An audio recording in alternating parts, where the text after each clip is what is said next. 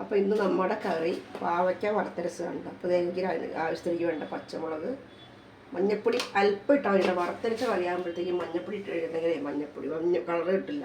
പിന്നെ പുളി പിഴിഞ്ഞൊഴിക്കരുത്. പിന്നെ ഉള്ളതെന്ന് വെച്ചാൽ ഞാൻ പാവയ്ക്ക വറുത്തരയ്ക്കുമ്പോൾ പുളി ഒപ്പം വെച്ചിട്ട് വേവിക്കുക കഴിഞ്ഞിട്ട് അപ്പോൾ നല്ല പഞ്ഞ് പോലെയാവും. എനിക്കിത് അറിയില്ലായിരുന്നു ഇങ്ങനെയാണ്. എനിക്കൊരു ചേച്ചി പറഞ്ഞത് ഞാൻ പാവയ്ക്ക നേരത്തേക്ക് വെന്ത് കഴിയുമ്പോഴത്തേക്കുമാണ് ഞാൻ പുളി ചേർക്കുള്ളൂ. പക്ഷെ അങ്ങനെയല്ല, ഇങ്ങനെ നല്ല നല്ല പഞ്ഞ് പോലെ പാവയ്ക്ക വേവും കേട്ടോ. പിന്നെ പഞ്ഞ കുറച്ച് എടുക്കട്ടെ കേട്ടോ. ഇതിലിട്ട് വറുത്താലുണ്ടല്ലോ ഈ ഫ്രൈ പാനിലൊന്ന് പെട്ടെന്ന് തേങ്ങ നമുക്ക് മൂത്ത് വെക്കും കേട്ടോ. തേങ്ങ മൂത്ത് വരട്ടെ. അപ്പോൾ ഇത് മല്ലിപ്പൊടിയും മുളക് പൊടിയും ഒരു തേങ്ങ ചേർത്ത് വറുത്ത് എടുത്തിട്ടുണ്ട്. ഞാനത് അരച്ചിട്ട് വരട്ടെ കേട്ടോ.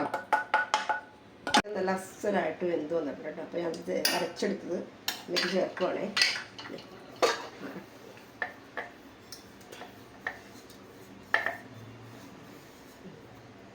ഇത് വെള്ളം ചേർത്ത് കഴിഞ്ഞാൽ ഇതിന് നിറം മാറിപ്പോണ്ട്. വെളിച്ചെണ്ണ ചേർത്താണ് ഇത് അരച്ചെടുത്തത്. അപ്പോൾ ഇനി ഇത് ഒന്ന് പയ്യെ ഒന്ന് തിളപ്പിച്ചെടുത്താൽ സാധനം സെറ്റ്.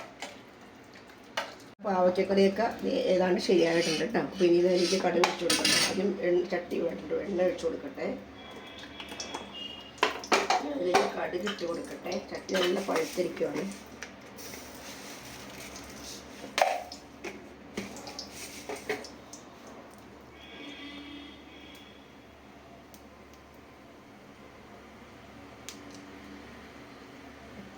എനിക്ക് വേപ്പില, ഉണക്കമുളക്,